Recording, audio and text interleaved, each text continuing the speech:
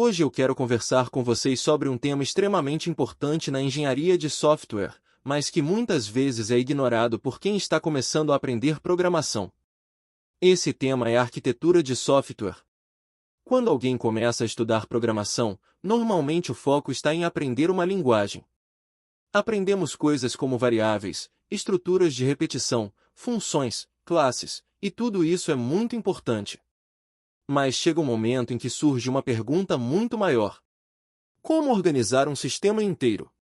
Por que escrever algumas funções é relativamente simples?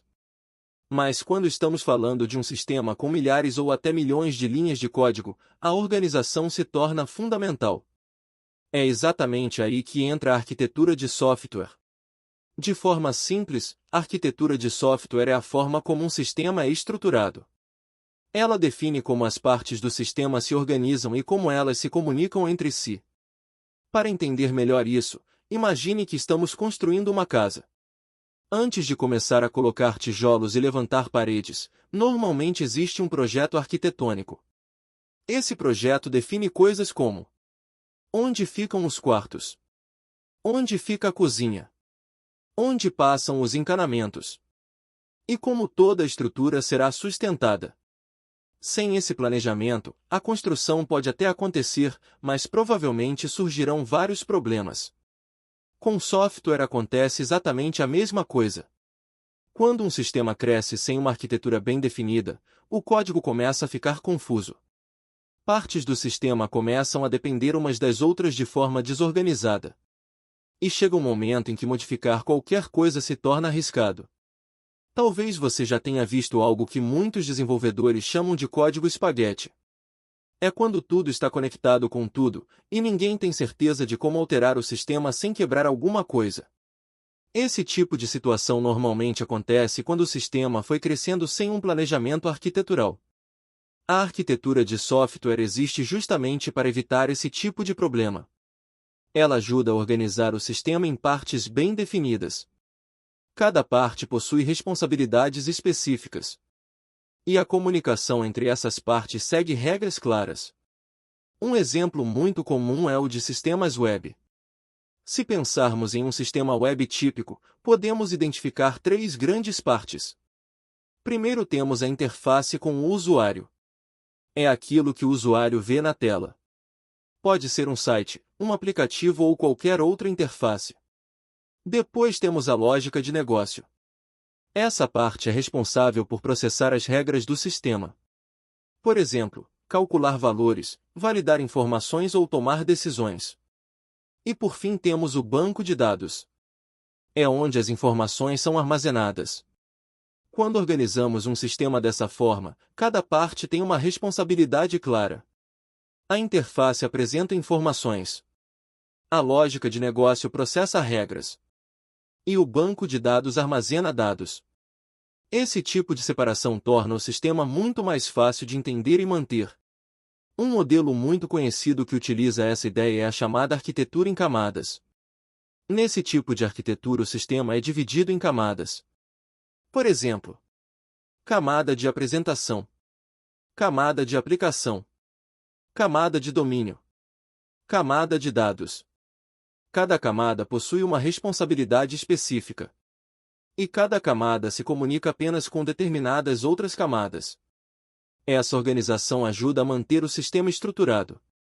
Além disso, facilita muito a evolução do software. Imagine, por exemplo, que você precisa mudar a interface do sistema. Talvez trocar um site por um aplicativo móvel. Se o sistema estiver bem arquitetado, essa mudança pode ser feita principalmente na camada de apresentação. As outras partes do sistema podem continuar funcionando da mesma forma. Esse é um dos grandes benefícios de uma boa arquitetura. Ela permite que o sistema evolua sem precisar ser completamente reescrito.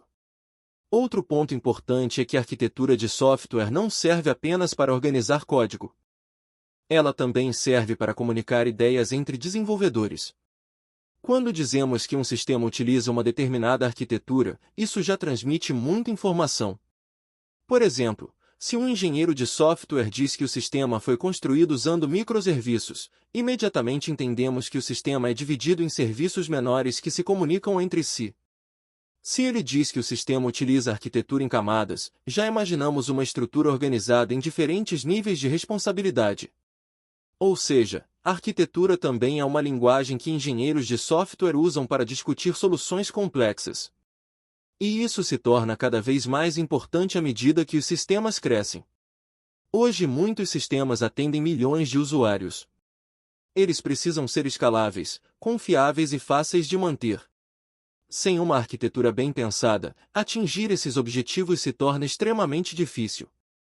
Por isso, quando falamos de engenharia de software, não estamos falando apenas de escrever código. Estamos falando de projetar sistemas.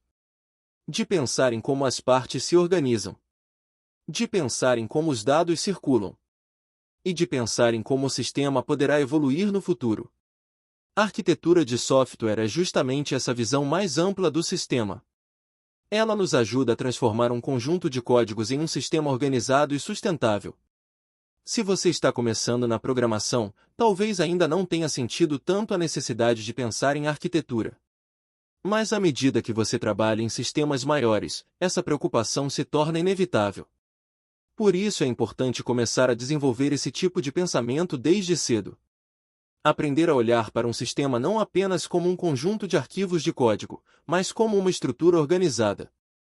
Uma estrutura que precisa ser planejada, mantida e evoluída. Em resumo, a arquitetura de software é o que permite que sistemas complexos continuem funcionando de forma organizada ao longo do tempo. E compreender a arquitetura é um passo essencial para quem deseja se tornar um engenheiro de software completo. Se você gostou desse tipo de conteúdo, aqui no canal Programar nós exploramos engenharia de software, programação e arquitetura de sistemas de forma clara e didática. Nos vemos no próximo vídeo.